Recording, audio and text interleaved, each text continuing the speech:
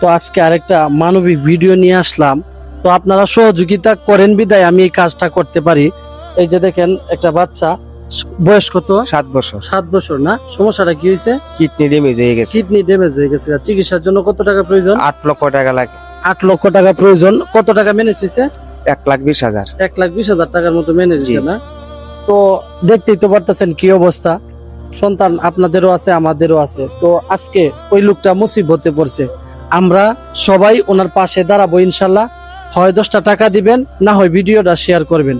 Share করবেন এই জন্য আপনি টাকা দিতে পারছেন না, এমন জায়গায় শেয়ার করার পরে এমন একজন মানবিক মানুষের সামনে পড়লো ভিডিওটা যে ওই চিকিৎসার যত টাকা প্রয়োজন পুরা টাকাটা একজনে দিয়ে দিতে পারে।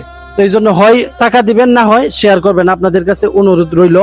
তো 8 লক্ষ টাকার প্রয়োজন। 8 লক্ষ টাকার মধ্যে 1,20,000 টাকা আসছে। তো সকলের কাছেই সহযোগিতা কামনা করতেছি।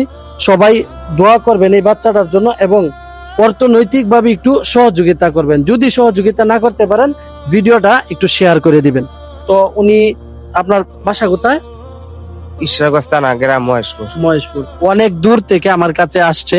তো আমি আসলে আমার তখন খারাপ লাগে যখন একটা মানুষ আমি ফিরাই দিই বা ওই আমি কাজটা করতে পারি না, তখন আমার খারাপ লাগে। তো সকলে আমার জন্য দোয়া করবেন আমি যেন মানবিক কাজ করতে পারি।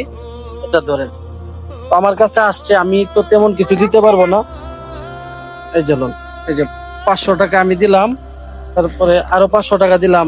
এই লোন 1,000 টাকা আমি দিলাম আমার পক্ষ থেকে। তো সবাই একটু সহযোগিতা করবেন যেন চিকিৎসাটা করতে পারে।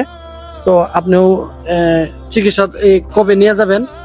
নিয়ে যাব, টাকা পয়সা ম্যানেজ করতে হলে সকালে ওদের সাহায্য করা, আমি ঢাকা নিয়ে যাব। সে এই পর্যন্ত আপনার কত খরচ হয়েছে? 5.5 লাখ। 5.5 লাখ টাকা। এটি কিভাবে ম্যানেজ করছেন?